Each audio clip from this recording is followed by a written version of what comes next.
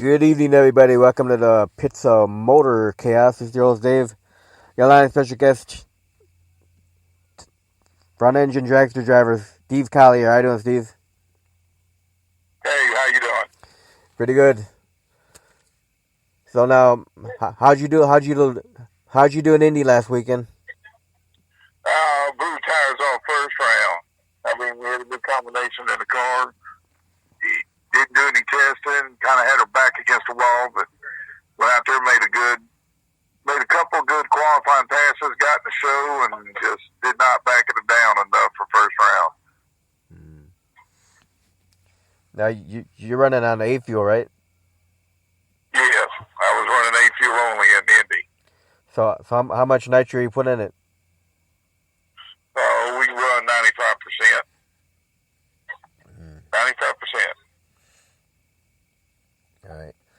So now let's go backwards, Steve. Let me ask you, how did you get involved in drag racing in the first place? What got you into it? Oh, I had some buddies. I was a teenager and about 18, 19, actually 20, 21 years old. I just got tired of the bar scene. I used to play in a band, and that kind of started fizzling out. And I just went to the drag strip one night and kind of got hooked from there, and we've been doing it ever since. Oh yeah, I saw some pictures on your Facebook page. You were in one of those old hair bands. Yeah, I used to have the long hair and played a lot of Metallica and Motley Crue, just cover stuff. Yeah. So it was fun. It was fun back then. I mean, it really was. So what instrument did you play? I played the bass. Now, you still dabble with the bass at all? A little bit, not as much as I used to. I mean, a little bit. I can still get around on it. So what was the first vehicle you drag raced in? It was a 91 Mustang, a 5.0. I had it, and I was kind of sneaking off to the track. My dad had just bought it, and I got in it. And, you always need to go faster, so I ended up changing rear end in it and putting like a 4,000 stall torque converter on it. Ended up busting the rear end and trying to get it all fixed before he found out. And then, of course, once he found out, we got a Chevy too, and we just started racing. And then I got him involved in it, and then it just grew. Now we're 9 cars deep. We have 9 race cars. So now, Steve, what was the experience like for you the first time ever going down a drag strip? Well, the first time I went down a drag strip, I did a burnout and was looking for the staging beam when the starter knocked on the window and told me to back up. I had already went by it. So, finally got staged, went down through there, and, it was fun. I knew nothing on it. It was bracket racing. I was in Trophy Street, came back, did another time run, and then first round they were telling me to put the dial in, and I was trying to learn all the stuff, and once I got it down, I was going every weekend. I cut my teeth in Hallsville, Texas. So I raced there until its closure. Then I started running at the track here just north of Shreveport and Gillum. And I won a couple track championships, and of course we've upgraded cars and got more cars. And when I got my first Dragster, it was a bracket car, started having a lot of success in it. Now, I hit the bracket scene pretty heavy. And in 2013, we crossed over into the NHRA Divisional Nationals, so I had to learn the 90 race. I had to learn it pretty quick because we were getting stomped on pretty good that first year. Once I got a handle on it, we've had a lot of success in it. My brother Jack's won 2 Super Gas championships. Corey was a Super Cup champion in Division 4 last year. I finished second 3 times, both behind Jack, my brother Jack, and once behind my son Corey. So you said currently the family has 9 racing vehicles? Yeah, 3. My brother Jack drives 2. My son Corey drives 2, and our mechanic Tony drives 2. So when we have everything in a trailer, we're usually going down the road in 4 rigs. So what are the other 2 vehicles that you drive? Of course, I drive a super comp car, a super gas, and that TAD. When that TAD goes, I've got to make a decision which car's got to stay home, because they only allow you to run 2 at each event. The rest of them, they all drive super comp, super gas, and our mechanic Tony runs super comp and super street. So now let me ask you this, Steve. What's the difference between a fuel dragster and a top fuel dragster? A blower. Top fuel has obviously a nitro and a blower.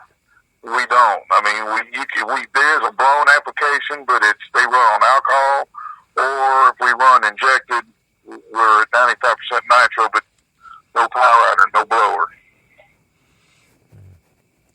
So it's basically one step underneath the top fuel. Now, do you think you ever go to top fuel? I don't know. Our pockets aren't quite that deep, I don't think. It's always, I think a drag racer's pipe dream to get in one of those. Whether it happens or not, I have no idea. I just living it while it's good now. I mean, we just race whatever I got access to. Now, you had a pretty bad wreck not too long ago, right? Yeah, it was my second year in that 8 fuel class, and we've been struggling with it. We just kind of getting it sorted out. And I think we were qualified 4th in that event. In the second round against Monroe Guest, I didn't know he red lighted, but when I hit the gas, it started going tire shake. I pedaled it real quick, and the wheelie bar broke. Well, the clutch locked up when I pedaled it, and it pulled the front. I wasn't too concerned because I knew it was either the wheelie bar was going to have me, it was either going to unload the tires or it was going to sit down. And next thing I know, it was straight vertical. And it seemed like I was in the air 4, 5, 6 seconds. I mean, it was slow motion. And it landed, I did land on all 4 tires, but the center of the car bottomed out on the track, and it made my whole pan look like an accordion, and it did the same to my back. So I had like 5, 6 fractures on my spine. Nothing broke in half, but it was close. I had one that was very close. It took about a year to fully heal, and I mean, now I'm back and good to go. Didn't have to have any surgery. Everything feels good, so I was very lucky. Yeah, somebody was watching out for you. Yeah.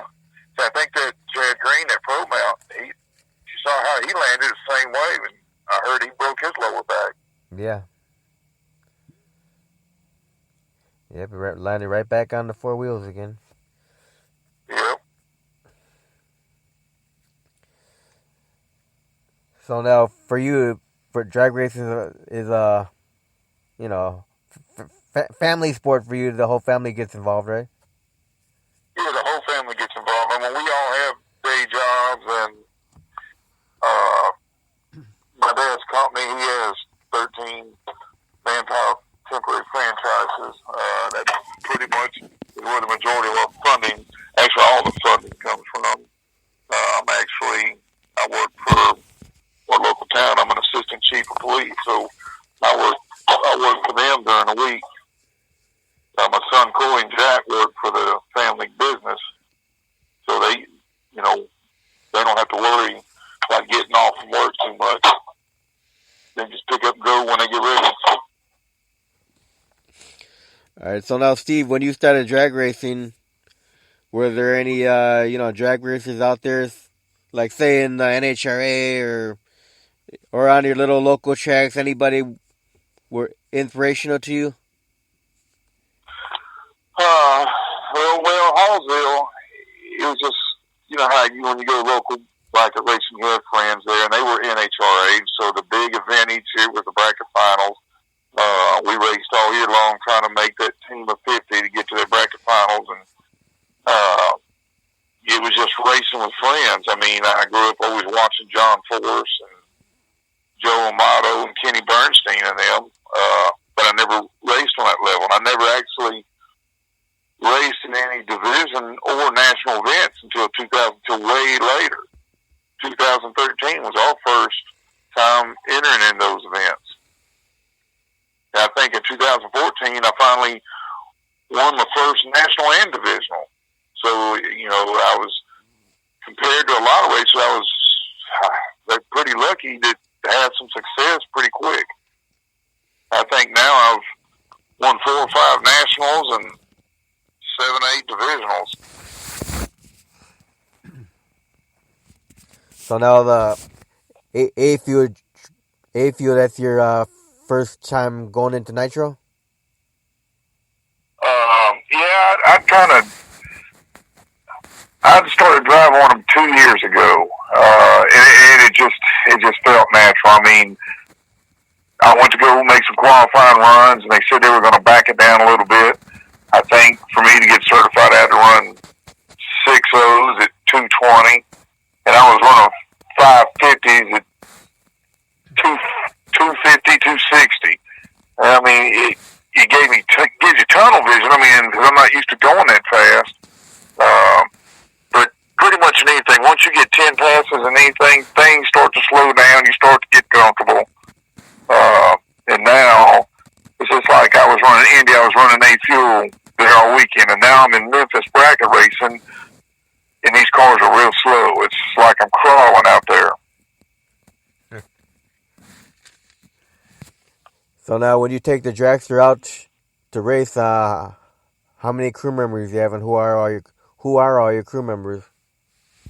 Well, we have Jim Christian, who does a lot. I mean, I really couldn't do this without him. He's just a good friend. He helps does the clutch, the fuel. My oldest son, Cade, helps us. Really, when the whole family goes, they'll all pitch in. You know, my brother Jack will back me up and kind of get me lined up. Coil, kind of the same. But usually they're racing too. Yeah, but in Indy, I kind of went without them. I just took Jim Christian, my oldest son, Cade, and I had Anthony DeSuro help me in Indy. Earlier in the year, I had Chase and Clay Copeland helping me down in the D4 races, and we were running pretty good in Dallas, and we won 527 with Chase doing it. And I think in Indy, I was running 532. But it's a Chase Copeland built car, excellent car, and his dad, Clay, built the motor. I mean, makes good power. So, I mean, I'm pleased with the car. I just kind of got to get a little more experience in it and get a handle on the whole thing and try to win some races. Yeah, you got a lot of good competition out there in that A Fuel. Yeah, and they have a lot of passes, and you know, I don't have that much. And like I said, it's new car, new combination, basically no testing. We just showed up at the race and dove in head first. Yeah, like people like the Myers sisters. Yeah, they've had a pretty tough last couple of years. I mean, they're hard to handle. You got to catch them. I mean, every now and then you can catch them when they're off a little bit, but it's not very often. Man, I haven't caught one off just yet. No, how do you do against David Harada's dragster with Will Smith driving it? Well, I never lined up with him. Not yet. Usually they stay up north. I'm down in the south, so I haven't. I'm friends with him. I go over there when he's grinding his clutches, and we'll sit there and talk and stuff. But they're pretty fast. They can be pretty fast too. He has a lot of experience with it. So they were up there at Indy too, weren't they? Yeah, I mean, when I'm having a bob and weave up there, I end up actually had Anthony's Cicero's other car first round, Krista, and we were both running together. I mean, we were both running the same ET, so I didn't know. The only thing I knew to do was try to cut her head on the tree and see what happens. But I blew the tires off, and she hooked up and was gone. All right, I almost forgot about Krista Baldwin. Yeah. Yep, Chris the Greek Mercedes' granddaughter. Yep, they call her the Greek yet. Yep. She got by me that round. But she laid down a good pass. I mean, she was 60 something on the tree and went a 531. I mean, I had a 38. I was gonna need every. I was gonna have to put down a good lap to get around her. I mean, she wouldn't cut me any slack. I don't know what was the matter with her. Yeah. Yeah, you got to be on your A game with these ladies. Yeah, I mean, I'm out here trying to race, and all these girls keep stomping on me. Yeah, you're gonna have to cut that light better. Got to chop at that tree, Steve. Yeah, I did. I mean, I did my job. I think Anthony missed his tune. No. All right, now for you, when you're on the track, do you have any pre-race rituals or superstitions at all? I always get in from the left side of the car.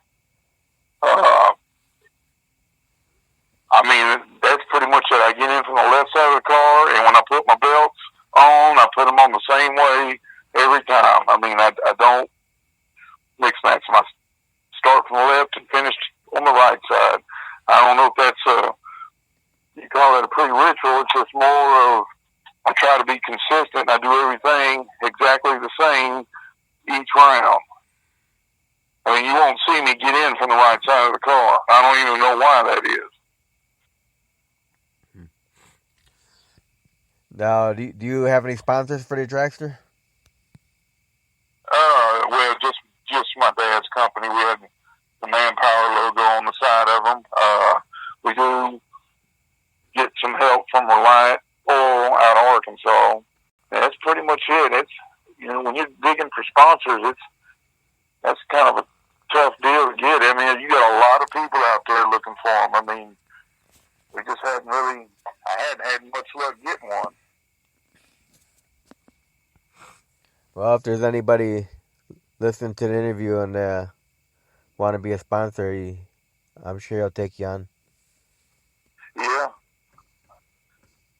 Well, maybe I get lucky, but right now I'm just trying to hang in there and get a handle on the safe fuel, which I know is a long road, and a lot of these guys have been doing it for years and years, and I'm new at it, but I seem to learn a lot of stuff pretty quick. So if I can just get the basics down, and I can just try to take off running with it. So now, Steve, what kind of preparation goes into getting the Dragster, prep for a weekend of drag racing? As far as the fuel goes, or just all of it in general? All of it in general. Oh, well, of course, we got to get all the motorhomes ready, the trailers. Basically, my trailer, I've got every cabinet filled with something. I mean, when I'm at the track, I have forgotten nothing. I mean, I never say, oh, I left that at the shop, or this part's at the shop.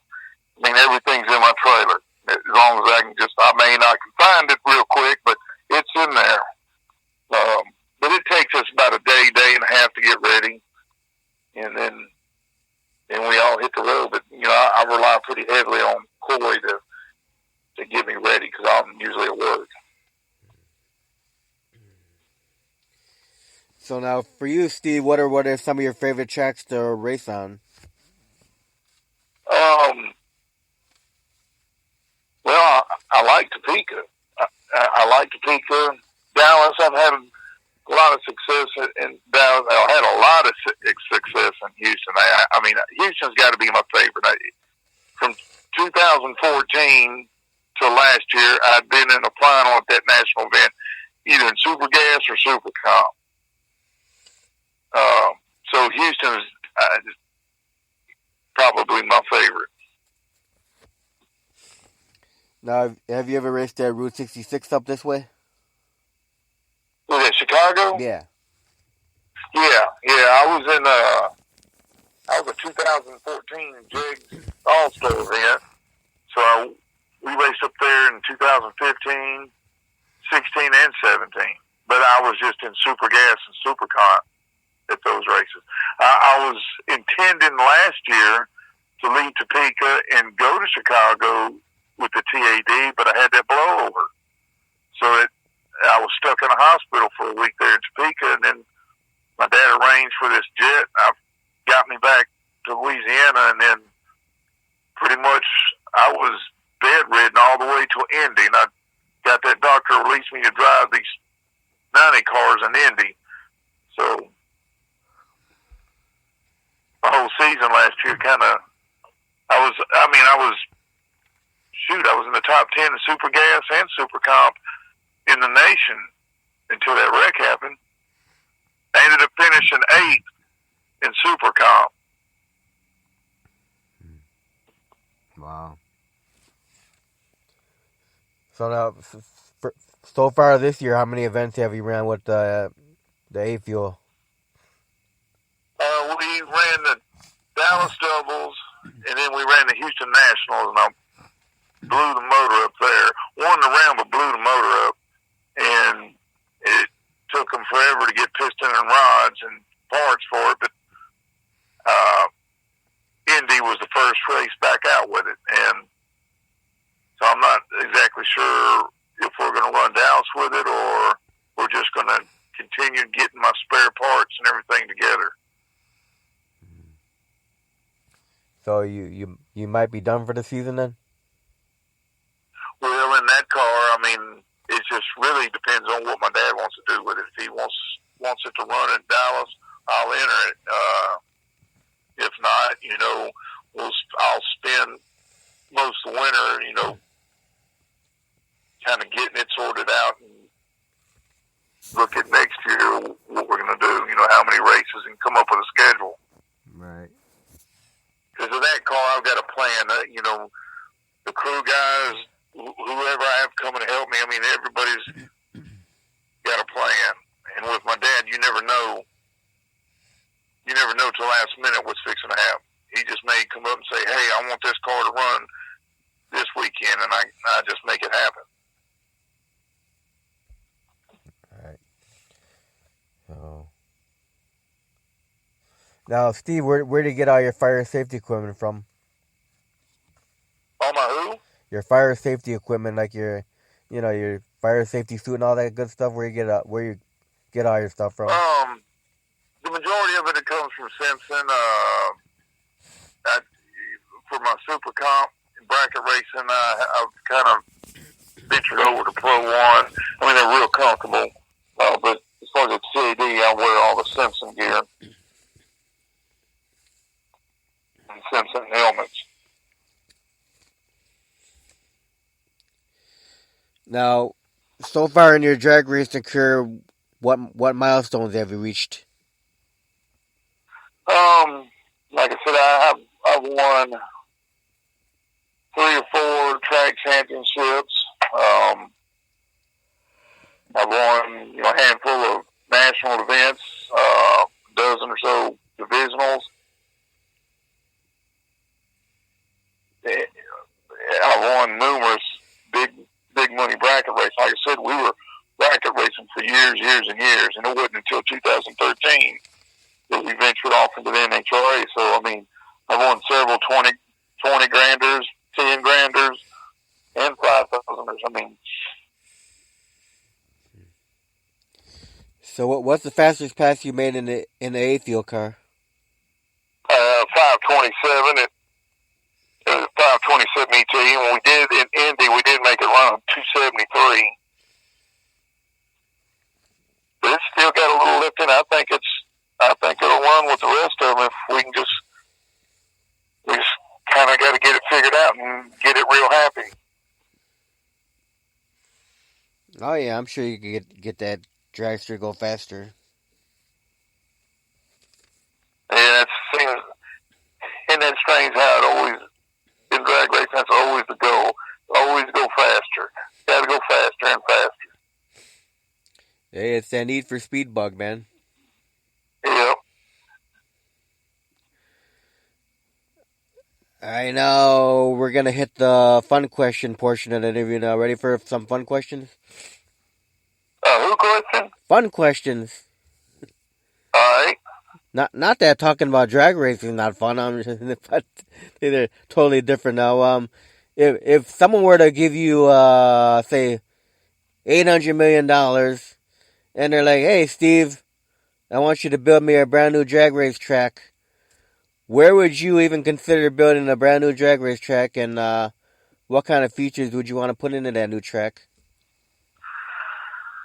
Oh,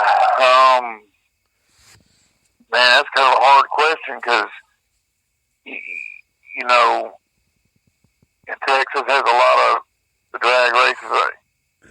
I watch some tracks around me struggle. Obviously, the snow prep has been a big boost for these tracks.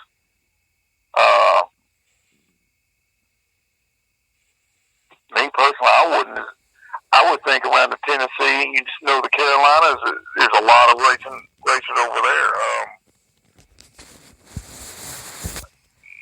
But Texas, You stay on Facebook, people doing live feeds or whatever on other live feeds, like NHRA or the small tracks, local tracks, say nostalgia racing or the big show. I see a lot of empty seats out there, man. Yeah, you got to figure out what's going to draw the spectators. In my opinion, the more spectators you can throw in the seats, the better off you'll be. Yeah, there's something's got to be done to bring people in. Yep. And I don't have an answer. I mean, I'm not a track operator. Never been a track operator. I just have an opinion. It may be in left field, but I just know back in the early mid-90s, even that's a pretty good deal. Yeah, I mean, they got to try something, see what works.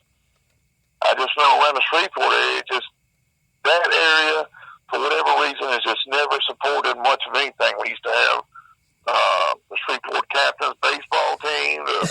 We had a football league there.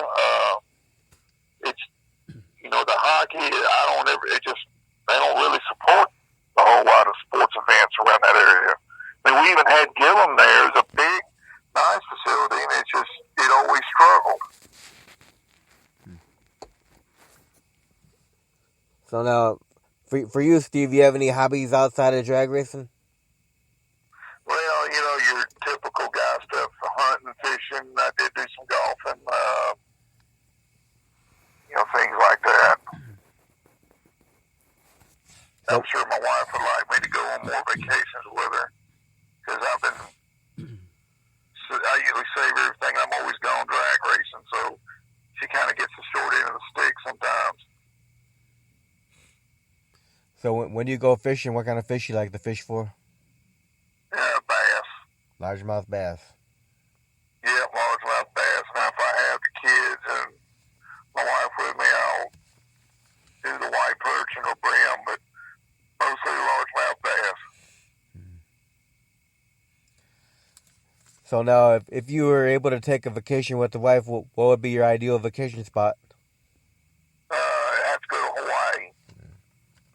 I've never been, but that seems to be one of her favorite areas. Yeah. One of these days you're going to have to take her. One of these days she's got to go. Yep. Now, throughout your drag racing career, have you won any trophies? Like the divisionals and nationals, I mean, I've had numerous. Like I said, I've had several track championship trophies. Right now, I don't have anything national championships or divisional, so both of those are on my bucket list, and I've got to get me a win an A fuel car. That's on my bucket list too. right, now, if you were able to do time traveling and go back in the time, would you do anything differently with the drag racing career? No, I've had a lot of fun, a lot of success, but like I said, I did a lot of bracket racing, won a lot of money doing it. So, I mean, yeah, I'd probably do everything pretty much the same. I mean, you can't complain. I mean, how many people have several race cars? I mean, I literally can walk in a shop and just really I feel like driving a door car, a dragster, or a fueler. I mean, how many people have that option? Not many. I'm just lucky right now I have that. And I may not have it forever, but today I do. Now, can you think what? Can you think of one most embarrassing moment you had on the starting line? Another embarrassing moment? No, what was one of your most embarrassing moments you had out on the starting line? Well, other than looking for the stage and starter knock on the wood to tell me to back up, I was in a bracket race and the guy he done a burnout and he was messing around and I was probably 22 years old and I just saw something that caught my eye over in the stands and I was already staged. I was looking over there. Next thing I know it, my opponent takes off. I was sitting there at the start line. He's watching him go through the finish line and never moved. But I had something in the stands caught my attention and I was looking in the stands instead of at the Christmas tree. Wow.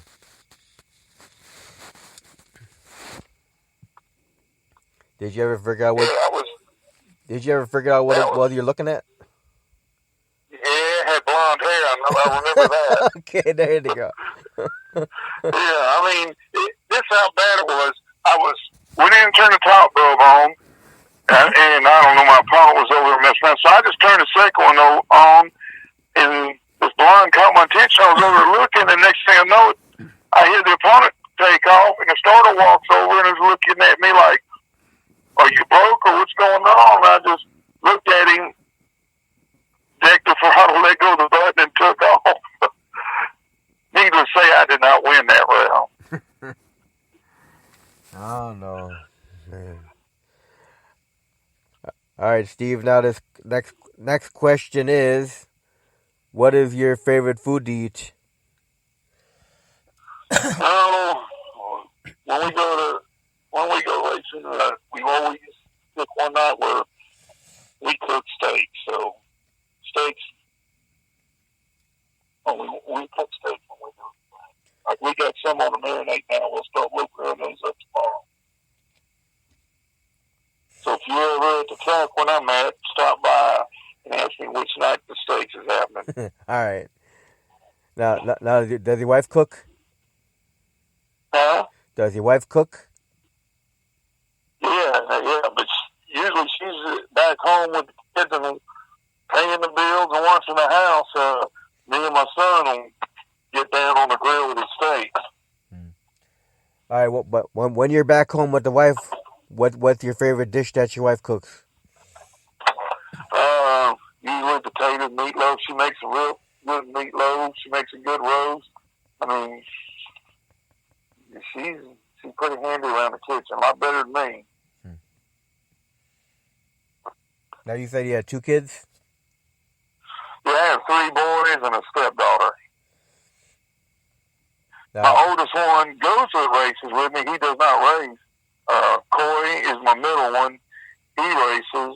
He's been pretty successful too. Like I said, he won several races last year. My youngest, Kai, I started him in the junior ranks, but I'm sure when he gets his driver's license, we'll put him in something. All right, now Steve, what's your favorite beverage to drink?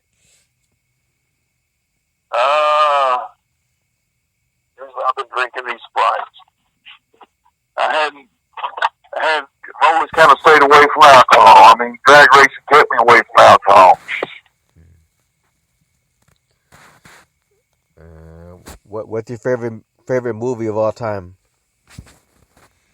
For a long time, man, I was on a big Pirates of the Caribbean kick. So that would probably be one of my favorites of all time. What's your favorite music? Oh, it's going to have to be, something from the 80s. Something from the 80s, either some Cruise, Ozzy, any of that stuff. Now, when you played in the band, you said you play Metallica and Motley Crue cover songs. Yeah, we played some Motley Crue. We played some Queensryche, a lot of Metallica. Just a lot of stuff like that. We played a lot of Guns N' Roses. Now, did you ever do any original songs? Now, back when you were a little kid, Steve, what was your favorite cartoon to watch? Tarzan. I believe it's Tarzan. Now, on a race day at the track, do you eat regularly, or do you eat light and wait till the races are done to eat? It depends. When we're bracket racing pretty heavy, we eat light because it's hot, you're sweaty, you're constantly moving. When I'm running with A fuel, it seems like I'm always in the cookies and stuff. So it just depends on how hectic it is.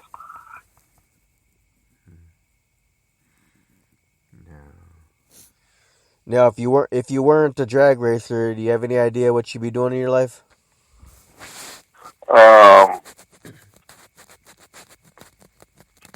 Well, I'm a police officer, so I'm sure I would be still doing that. I mean, no, I have no clue. But drag racing's just been my passion. I mean,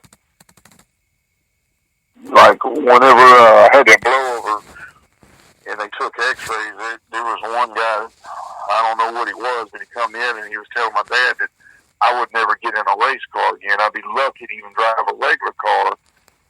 And I just looked at my dad like, well, shit, you might as well go ahead and pull the plug on me now. But everything worked out, and I'm still racing. Yep. So now, Steve, what would you consider to be the fondest memory of your drag racing career? Well, winning my first national, when my dad was there, I'd won a race at the million. I didn't win the million, but I won like the gambler's race. That was a pretty big deal. Yeah. Pretty much any national event. I'd won a national event in Norwalk. That got me an ice cream scoop. That was pretty cool.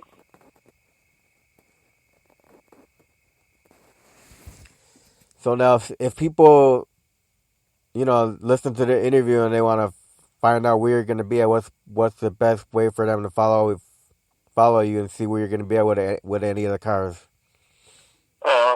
Most any Division 4 NHRA track, like around in the South. I mean, usually I'll run anything, the NHRA events in Topeka, but pretty much everything around Texas, Louisiana, Arkansas, they can pretty much find me.